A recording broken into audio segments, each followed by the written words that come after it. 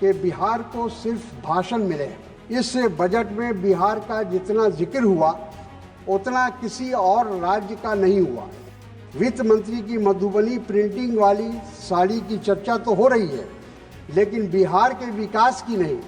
मखाना board का जिक्र तो हुआ, लेकिन उसे कितनी वित्तीय मदद मिलेगी उसकी कोई जानकारी इस बजट के भाषण में नहीं है।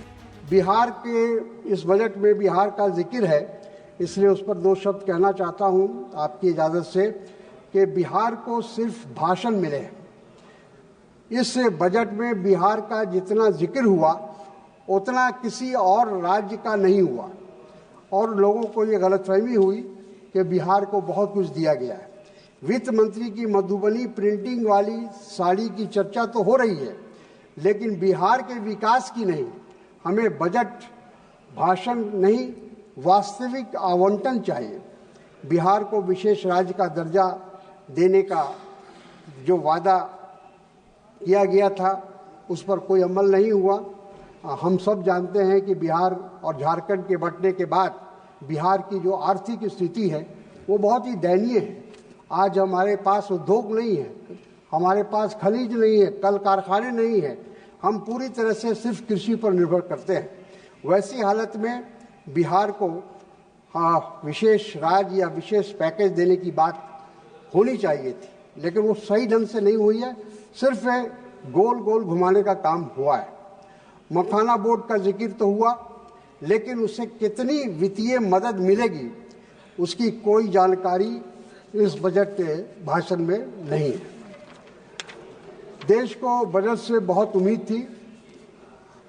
सभापति महोदया, माननीय पिछले बजट से इस बजट के बीच 2.5 लाख करोड़ का अंतर आया है, लेकिन इसमें से मात्र 4,000 करोड़ रुपए खेती किसानी में और 1,000 करोड़ रुपए ग्रामीण विकास में दिए गए। आखिर ये पैसा जा कहाँ रहा है, ये हमें जानने की ज़रूरत है। ये एक सवाल है। ग्रामीण विकास का बजट घटा दिया गया, शिक्षा के लिए आवंटित राशि में कमी कर दी गई, खाद और फूड सब्सिडी में कटौती कर दी गई, मनरेगा का बजट नहीं बढ़ाया गया।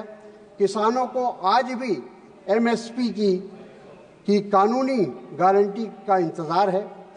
जब सरकार 16 लाख करोड़ का कर्जा